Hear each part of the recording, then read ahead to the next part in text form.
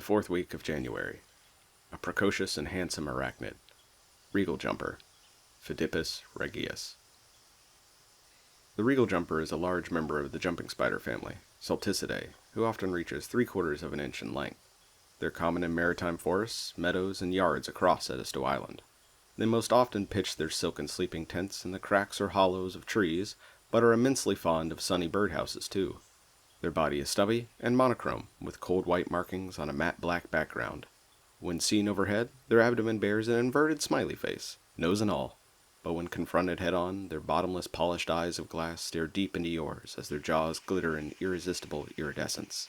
Shimmering jade or glimmering variegation of sapphire and amethyst pierce out behind bushy gray whiskers, distracting from mammoth fangs like eagle talons. As you turn your head to study this enticing creature, it pivots in place. Its gaze is directly on your face, watching you warily all the while. Fully conscious of your intrusion, its annoyance is palpable as it firmly stands its ground against the trespass of your presence. There's intelligence in those eyes. This spider is different. Jumping spiders are particularly personable in the spider world due to their large forward-facing eyes and bold personalities.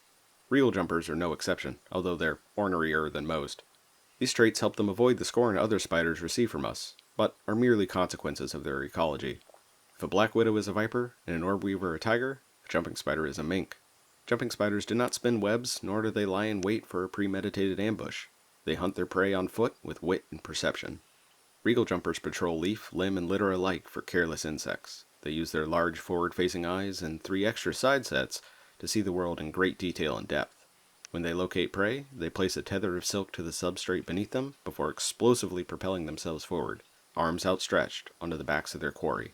If they miss, their silken lifeline breaks their fall.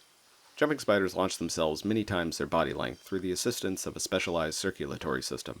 Rather than develop oversized muscles, like grasshoppers, jumping spiders use their hemolymph, the arthropod equivalent to blood, like a hydraulic piston. They swell their leg muscles with blood to catapult themselves forward. Like every spider, regal jumpers subdue their prey with venom. They do not bite people unless roughly handled, and their venom is harmless, albeit painful. Thanks for watching. I hope you learned something new. If you did, consider liking the video, and let me know in the comments what you learned. I'm planning to release these read-alongs weekly in 2025, so if you want to see more of these, subscribe down below.